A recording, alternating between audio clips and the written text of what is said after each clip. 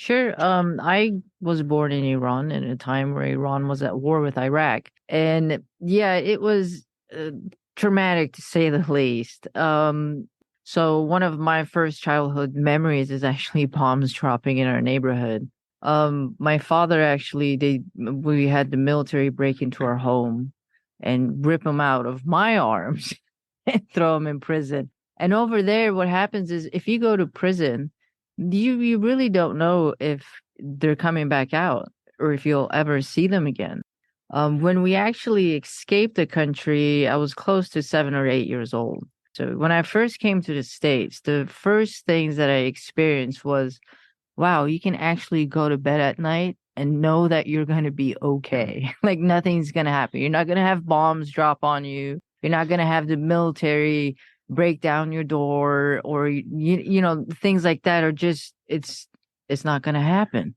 Bersabeh and I have been together for 11, going on 11 years now, and it's been quite a journey. Well, when Bersabeh met me, I was homeless. I was $20 million in debt. Mm-hmm. I was alone, and I was in horrible physical condition. I came out of prison in horrible physical condition. I lost 40 pounds I didn't need to lose. I had horrendous periodontal disease, and I was $20 million in debt, which is sizable to say the least. And so, here again, if I may just emphasize, the only thing that has true and lasting value is that which is eternal, that which can never be lost or taken, because just a few years earlier, I was worth worth north of 20 million. That was my net worth, supposedly. And in a blink of an eye, I was now $20 million in debt. So that's how quickly and transitory things in the physical world are. And so in 2009, I was at the top by worldly measure. We're conditioned that if you have a New York Times bestseller and you have a house in Beverly Hills and you're worth over $20 million and you're on Oprah and on and on and on, that you're, quote, successful and you've made it. And what I realize, and when all that, when God or life took that away from me, and I say that intentionally, I had to step back and say, hey, wait a second, let me come back to center and let me realize what's really important.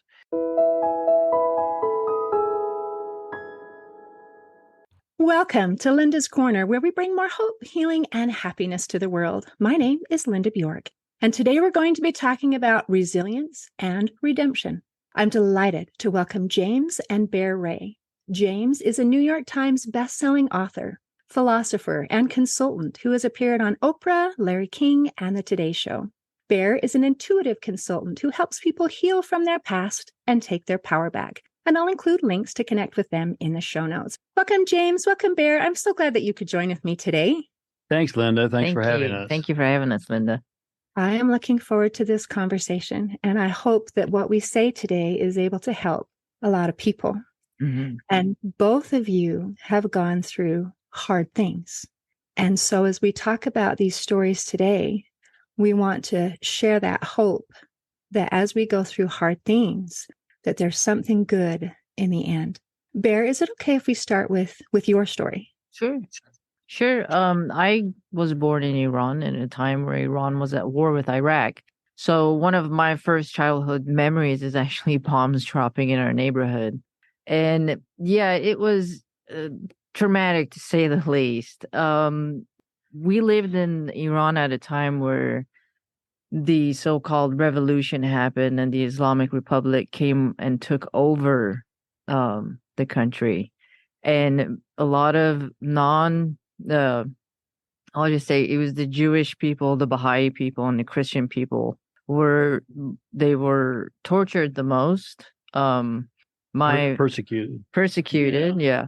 My father actually, we had the military break into our home and rip him out of my arms and throw him in prison. And over there, what happens is if you go to prison, you really don't know if they're coming back out or if you'll ever see them again. And luckily enough, he did make it out. And we, as a family, escaped the country. We had to find someone that would smuggle us across the desert in the dead of night. And at the risk of being caught, if we would have gotten caught, we for sure would have been killed. And luckily enough, we made it, and we had to stay in Pakistan for a couple of years to get our residency or legal papers and become an alien to be able to come to the U.S., to the United States. And coming here and, starting from scratch, I think a lot of immigrants that came to the States legally to start over, they can all relate that it's a hard life to start from. You got, especially for my parents being in their 40s with 3 kids and having to start over, not speaking the language, and there's a lot of things that followed after that. Well, and it ended up us two together. So many years later. Many later. So I hope we will get to that part as well. Yes, I'm sorry, James. I was just going to say, there's the hope part. Yeah. There's the hope part, that things get better. That what you have experienced, Bear, is so traumatic, and it is so big, and the feeling of being so completely out of control, where your parents are torn from you. How old were you when that took place? Well, the first time it happened, because it happened a couple times. The first time it happened, I believe I was about 3 years old. The second time it happened, I was 5 or 6. When we actually escaped the country, I was close to 7 or 8 years old. And that's, I can't explain. It's a very different experience having, because I remember when I first, let me put it this way, when I first came to the States, the first things that I experienced was, wow, you can actually go to bed at night and know that you're going to be okay. Like nothing's going to happen. You're not going to have bombs drop on you. You're not going to have the military break down your door, or things like that are just, it's not going to happen. And that, for me to be here and to experience, to be living in America and being American, I'm super grateful for, because I know when we don't have the liberties and freedom, what it feels like and how it is. And that is so huge. We have right now, unfortunately, many people who have had these privileges from birth and don't even recognize that they are privileges. They and don't appreciate them. So you come from a perspective where you really, truly understand how things could be otherwise. And from my notes, I know that just coming to America in and of itself was not the end of the hardship. And you talk about gangs and experience with drugs and abusive relationships. Are there any of those you want to talk about, or is that enough?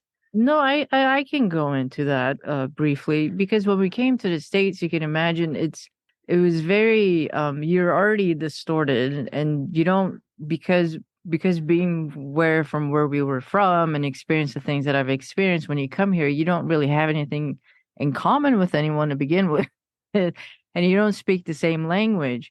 And both of my parents had to work from like 6 a.m. till 10 p.m. just to make ends meet. So me and my older brother were pretty much watching the house and taking care of each other.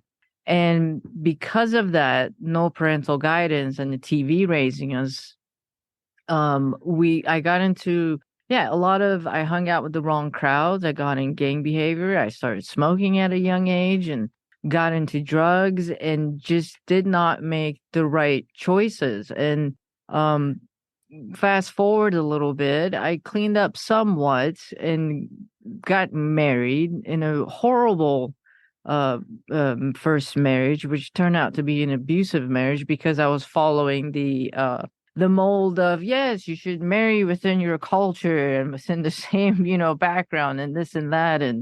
And that didn't turn out so well. And, and these things, because what happens to us is when we experience these traumas at a young age, we don't have the resources to be able to deal with them. So what we do is we end up making bad choices. For example, either smoking or doing drugs or drinking or anything like that.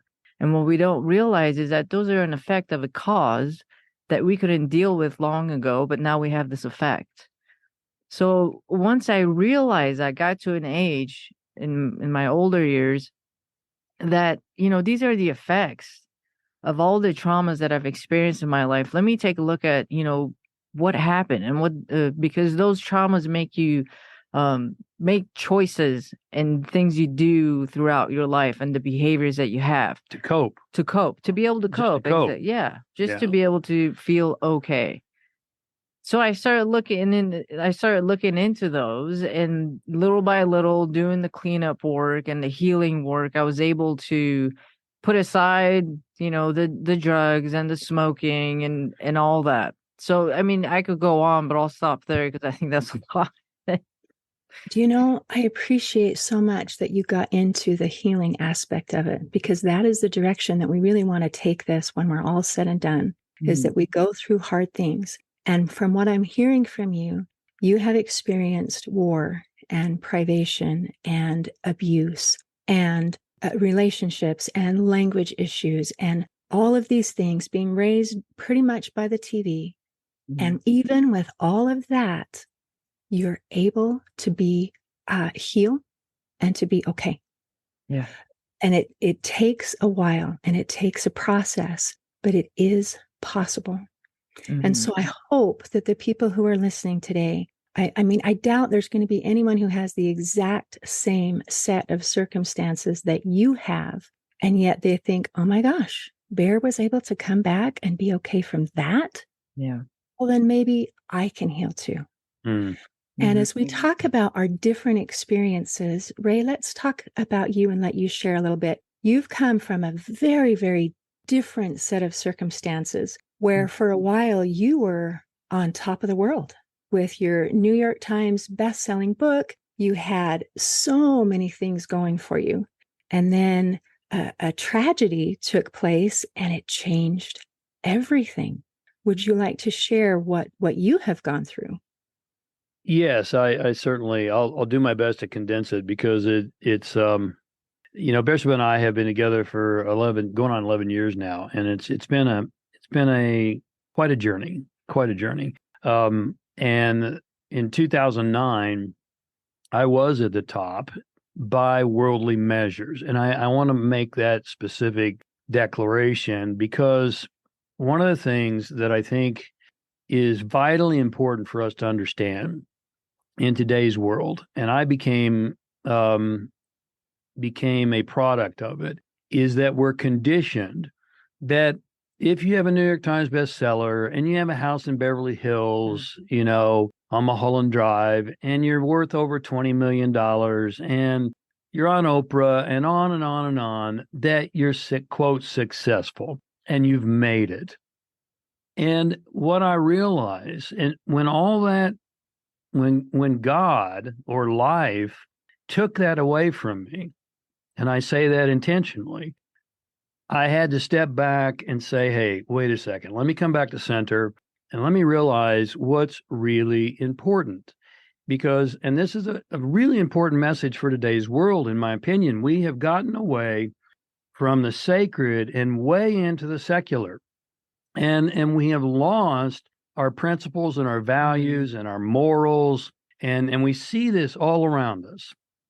And I realize in retrospect that when my life went through the tsunami that it went through, it took me a long time. There was a lot of pain and a lot of angst and a lot of healing that had to happen to get us to where we are now. It's been 13 years since that. And if your viewers are not familiar, I'll give the short story.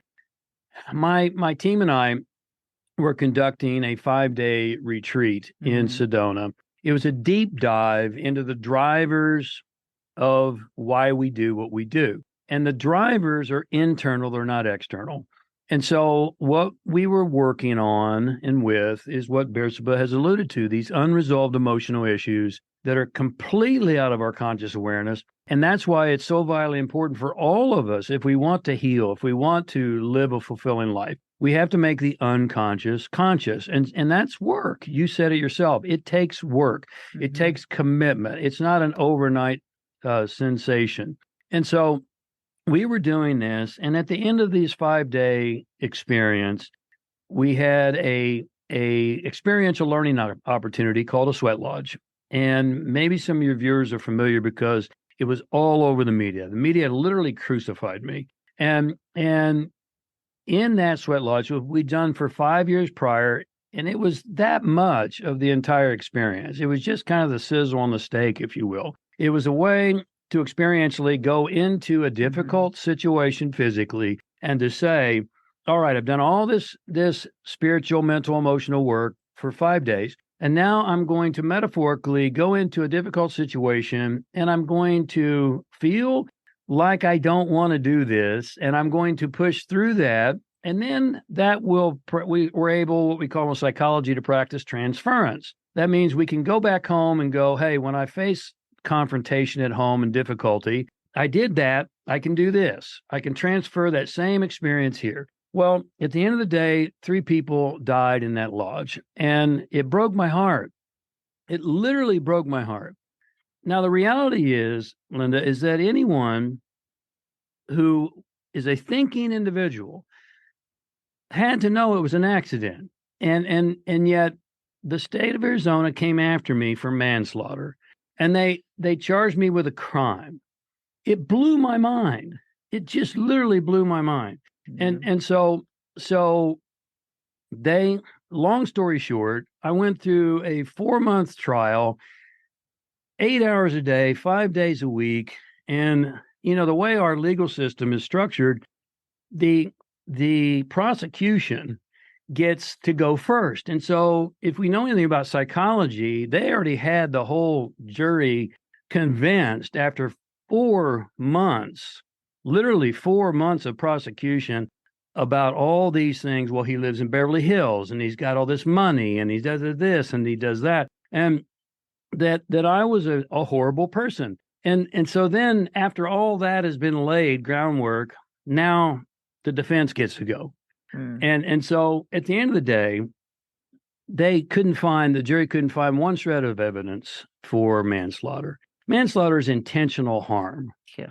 I mean, seriously, I can't believe there's one business owner, one entrepreneur, any individual viewing this today who would say, I believe I could intentionally harm my clients and stay in business. It has no logic to it.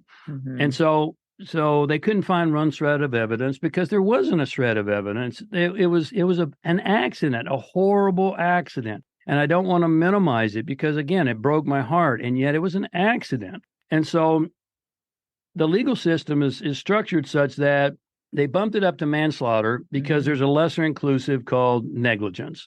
Well, they decided we got to give him something. So I got negligence, and I take responsibility for negligence, which says, hey, some things could have been done better. I wish they would have been.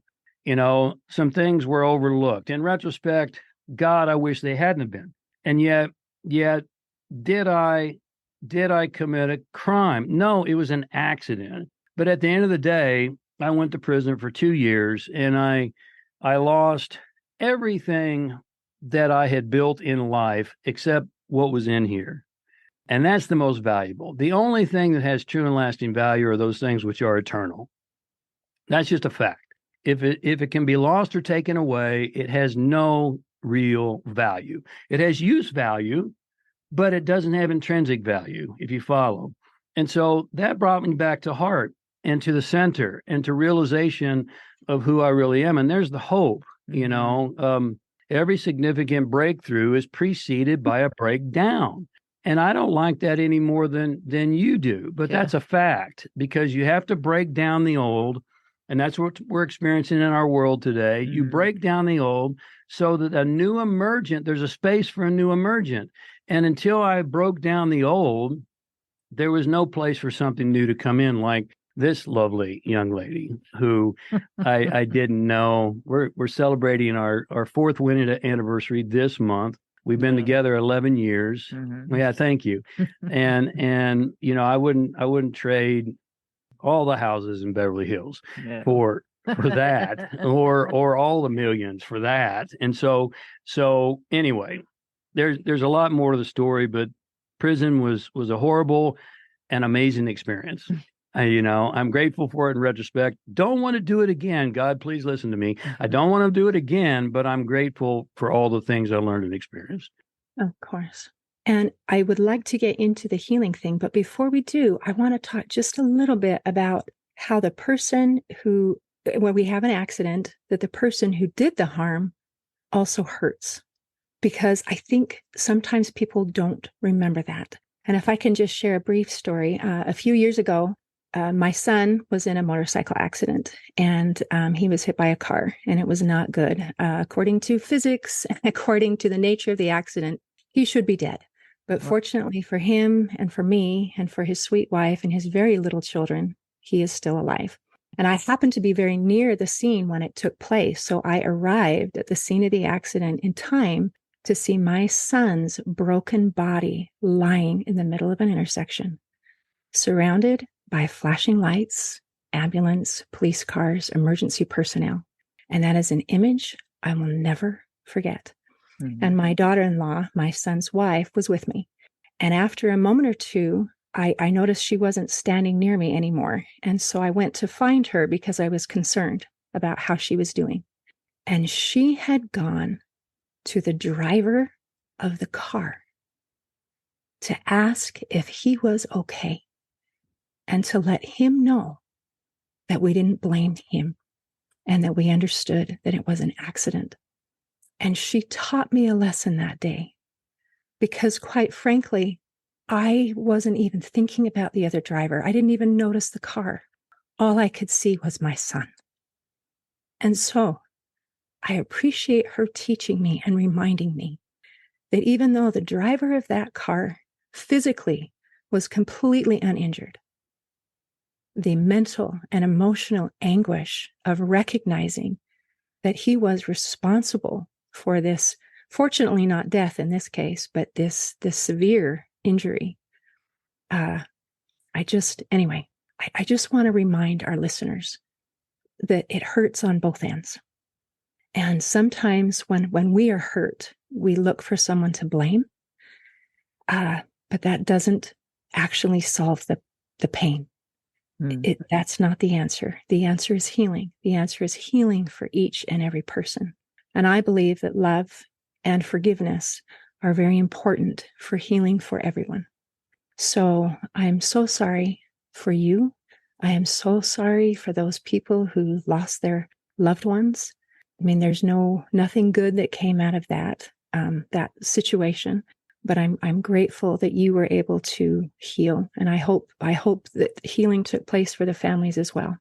But let's go now back to your story, and let's talk about how you met Bear and how this came to be, and how you can be okay even after having such a roller coaster that from such a high to such a low to be able to pull out again. Well, when Bersabeh met me, I was homeless. I was $20 million in debt. Mm-hmm. I was alone, and I was in horrible physical condition. I came out of prison in horrible physical condition. I lost 40 pounds I didn't need to lose. I had horrendous periodontal disease, and I was $20 million in debt, which is sizable, to say the least. And so, here again, if I may just emphasize, the only thing that has true and lasting value is that which is eternal, that which can never be lost or taken, because just a few years earlier, I was worth north of 20 million. That was my net worth, supposedly. And in a blink of an eye, I was now $20 million in debt. So that's how quickly and transitory things in the physical world are.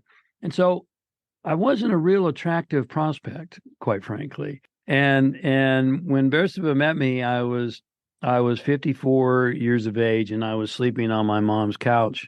And people often ask her, we had a relationship expert, female, tell us once, I tell women, don't go after that broken guy, and so, you can ask her why she went after this broken guy, because I was broken. I was in mental anguish, and I was mad at life, and mad at the system, and mad at God, and just really not in a good place. And yet my speculation, and I'd love to have her tell you, is that part of what allowed her to see beyond that was her previous experience, was the things she'd been through, the hell she'd been through as well. And she saw beyond the hell that I was in to something greater. Is that fair? Sure, yeah. Yeah, that's for sure. Yeah. Yeah. No, I'm just gonna add a comment on your son. That's I'm glad he's okay. Thank you. Me too. Yeah. Yeah, that he made it through that, and it sounds like you have an amazing daughter-in-law. Oh, she's the best. Yeah. So that's fantastic. Yeah. I will remember that story. I'm going to remember that story. Yeah, and that, fits in pretty well to this too, is I know you're gonna get me choked up. uh I know what he had to go through to be able to get through and keep going. I saw that part, and people don't see that. So, Right. She's been there the whole time. my hat's off to your daughter-in-law. Yeah. Yeah. Yeah. People, it was a very tragic accident. I mean, 3 people lost their lives. That's serious, and it's very tragic on the families.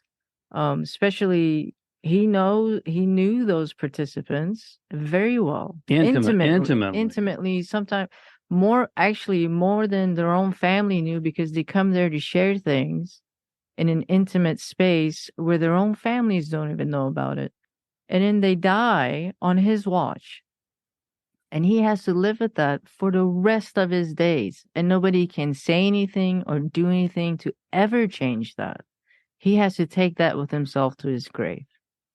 It's a heavy cross to bear. It is. And I see him. I know what he feels to carry that. So thank you for sharing that story. And thanks for your understanding. Yeah. But here, let's go back to the hope, if we may, because we grow the most, we learn the most, we become the most in the crucible of challenge. That's a fact. We don't grow the most, learn the most, become the most when we're sipping the fine wine and smelling the roses. God, I wish that were true sometimes, but it's just not true. God, I really don't like the fact that we grow the most in the crucible of challenge. And maybe you don't either, but not liking it is not going to change it. Yeah. It's the truth. That's what really tells us what we're made of. That's what helps us to grow and become bigger, better, more understanding, more compassionate people. And so that's the hope. I mean, Bersabeh has told me numerous times, there's a documentary on my life. I don't know if you've seen it, called Enlighten Us, that CNN put together, and it was on Netflix. I don't know where it is now. It's definitely on YouTube, but nonetheless, the whole breakdown of the old James Arthur Ray was very painful. And yet, Bersabeh, there's some old clips of me way back when I was at the pinnacle, and Bersabeh has watched that and said, if you were still that guy, I wouldn't, be with you, because you're a completely different person now. And I wasn't a bad person at all, but I'm a better person now. And that's what challenges bring out in us if we're willing to embrace it and accept it. I think you come out of something difficult, and you could have done this with your son. You come out of a difficult situation either bitter and angry, or you come out more awake and grateful. And I choose the latter, because bitter and angry takes you nowhere except circling the drain. And so we get to make a choice. Does life deal all of us a tough hand? Yes, there's not one of us, and someone may say, well, I can't compare my situation to Bersabeh, or I can't compare my situation to James, or I can't compare my situation to Linda and her son. You can't compare because it's all relative. Everything that someone deals with is the most difficult thing that they have to deal with, and it feels the same. And so there's not one of us that isn't dealt a tough hand. The question is, what are you going to do with it? And that's what I talk about in my book, The Business of Redemption, is only when you take absolute responsibility for who you are and where you are and all the things that have come to you in life, do you have the opportunity to change them and improve them. As long as you're placing blame, as long as you're not taking responsibility, you don't have the opportunity or the ability to change them or improve them. And I like how you mentioned how we all have our different experiences. Everybody has something. And we've come from 3 very different stories that we've shared. But all of us have felt that heartache, and all of us have felt the angst, and all of us have had a need for resilience and for redemption, for that chance to be able to heal and to be able to repair. Now, do you want to share any of your story of your healing, and what did Bear do that worked, that changed and made it so that you could walk day to day and be okay rather than stay sunk, circling around the drain? Well, we work on each other. Yeah. We both do a lot of work with what they call in the mystery soul retrieval. And that sounds real esoteric. But what happens, and Bersabeh alluded to this, is that psychology tells us that the most important years in our life is 14 years of age and younger. And that's where things happen to us that we don't have a lot of resources to deal with. You heard Bersabeh's story when she was really young. Don't have a lot of resources to deal with. So you do whatever you can do to cope. You power through, whatever it takes. And yet it's unresolved. It gets stuffed and you think it's gone. It's not gone. Because psychology tells us 95% of what we do every single day is driven unconsciously. Yeah. It's not driven by our conscious mind. It's driven by your unconscious mind.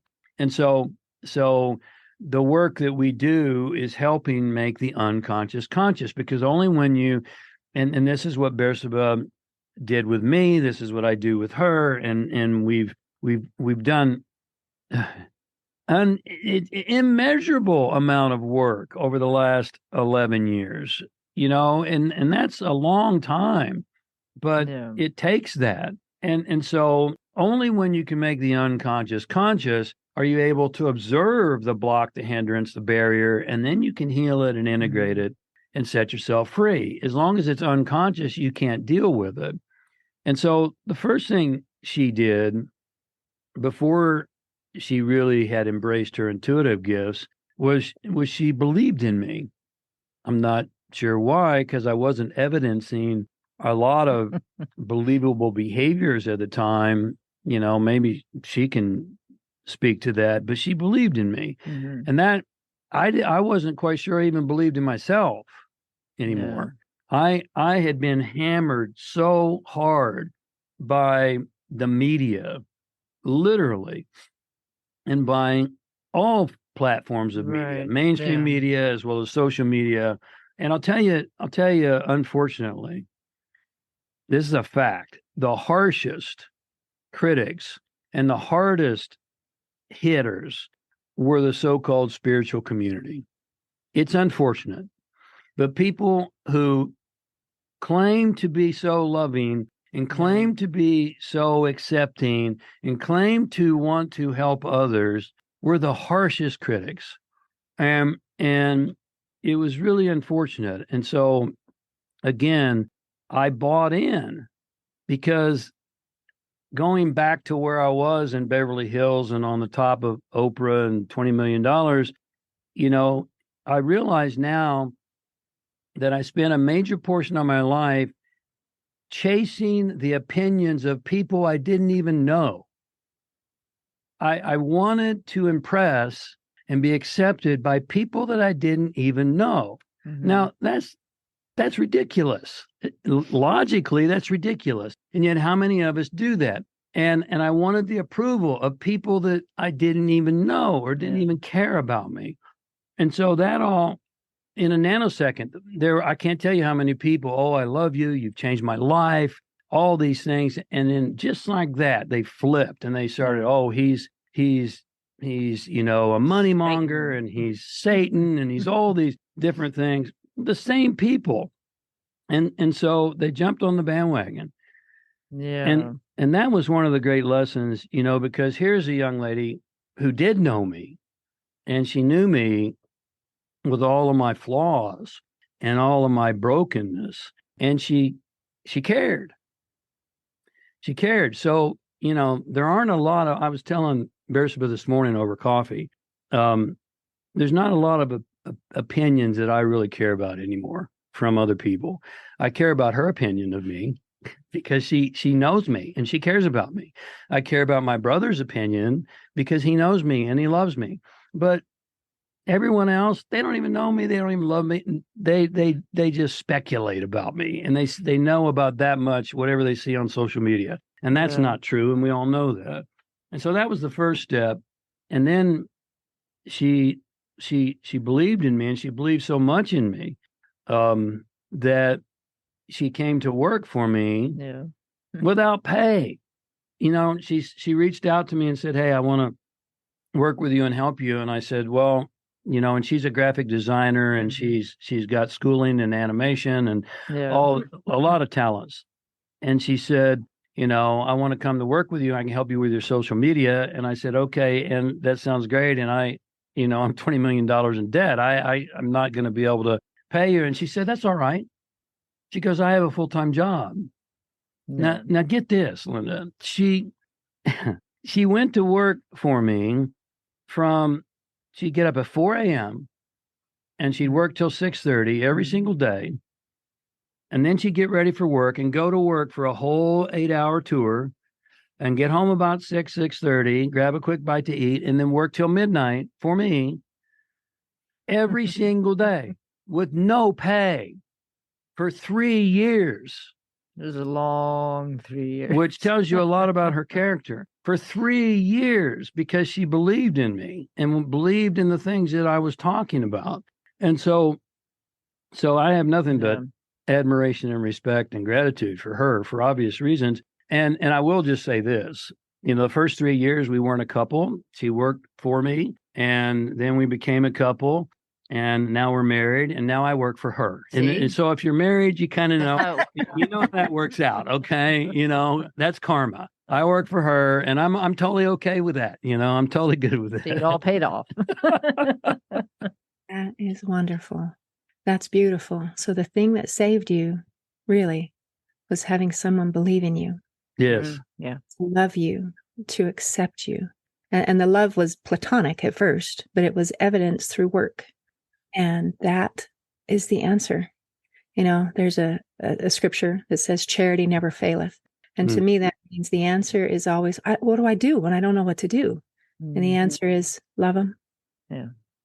And that's it. That's never the wrong answer.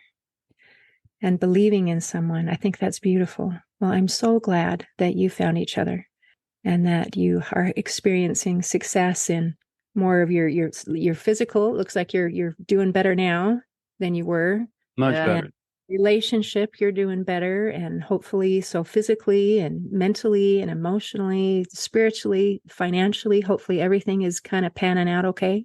Yes. It really is. We're incredibly blessed and very, very grateful. Grateful. God Very grateful. Yeah. That's fantastic. Is there anything else you want to make sure that we cover before we close today? Oh, we do have a gift for your audience, a free gift for your audience with James's New York Times bestseller, Harmonic Wealth. And we want to gift them the movie because I know nowadays readers, there's far and few in between. So we say we'll give them the movie. So you just go to harmonicwealthglobal.com /movie, and you could watch the Harmonic Wealth movie for free on us. Perfect. And I'll make sure to include that link in the show notes. Thank you. Well, thank you both for visiting with me today. This has been moving. It's been a pleasure. Yes, thank you. Thanks for Same having here. us. Keep doing great work. In closing, I'd like to share a quote by Nelson Mandela. He said, "The greatest glory lies not in never falling, but in rising every time we fall." Today, I invite our listeners to rise when we fall. See you next time on Linda's Corner. Thanks for listening. Please share and subscribe to help us reach new listeners. And if you'd like to heal your life from the inside out, there is a free video series at hopeforhealingfoundation.org. Just click on the free stuff tab. I also invite you to grab a copy of one of my books, like Crushed, A Journey Through Depression, and You Got This, an action plan to calm fear, anxiety, worry, and stress. See you next time on Linda's Corner.